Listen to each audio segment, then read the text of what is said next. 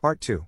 My wife secretly rented our house on Airbnb while I was away for business, but when I found out she was living with her personal trainer while I was gone, I exposed everything to her family and watched her life fall apart.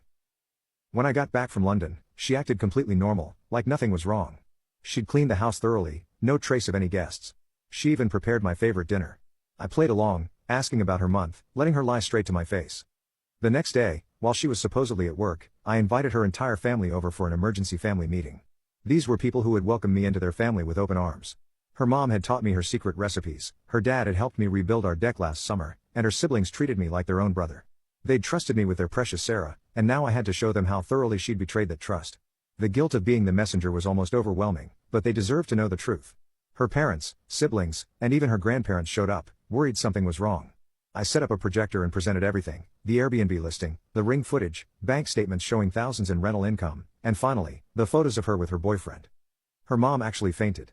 Her dad, a respected church elder, looked like he wanted to crawl into a hole and die.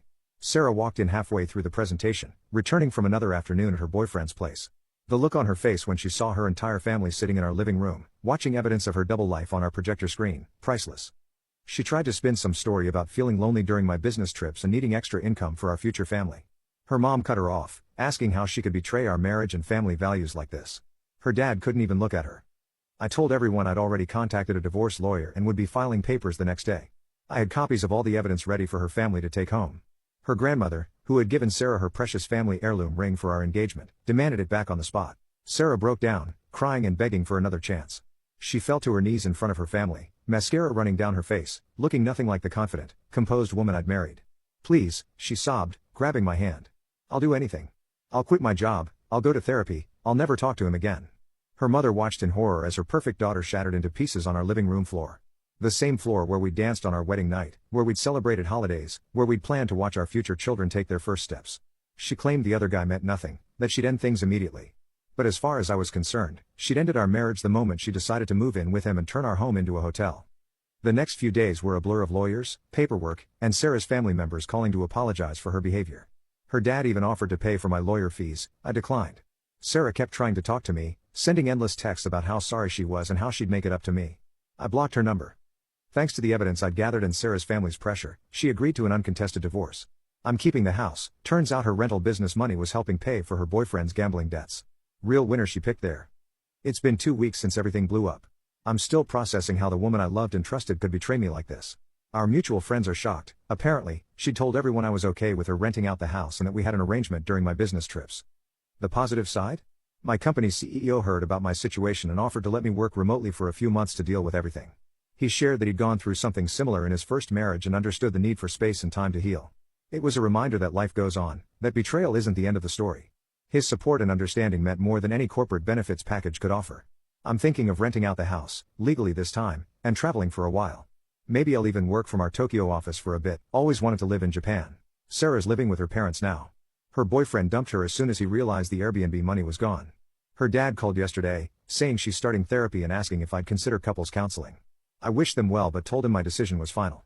I know this story might seem extreme, but I learned an important lesson: trust your gut when things feel off. And always install security cameras. Update 1. It's been a month since my last post, and things have gotten even more interesting.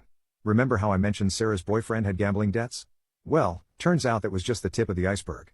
The truth that came out was far worse than anything I could have imagined, and honestly, some days I still have trouble believing how deep this deception went. After my post went viral in our local community, apparently, her family members shared my evidence presentation with their church group. Several other women came forward with similar stories about this guy. Each story followed an eerily similar pattern. He'd scope out successful personal trainers at high-end gyms, preferably ones who were married to well-off husbands or had access to significant financial resources. He had a whole playbook: start as a client, shower them with attention, gradually build emotional dependency, then introduce his temporary financial troubles. Sarah's dad, determined to save his daughter's soul or something, hired a private investigator of his own. I have to admit, watching her father, a proud man who'd always been so certain of his daughter's moral character, piece together the extent of her deception was heartbreaking.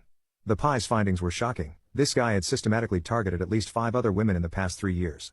Each time, he'd follow the same script: romance them, move in with them, always under some pretense of a temporary arrangement, and then start bleeding them dry financially. He'd convince them to either take out loans for him or find creative ways to make extra money, like, renting out their houses on Airbnb. The real kicker? He's married. Has been the whole time. His wife lives in another state with their kids, thinking he's working as a traveling fitness consultant. Sarah had no idea. Apparently, he told her he was divorced and his ex was crazy and jealous. When Sarah found out about his wife, she completely broke down.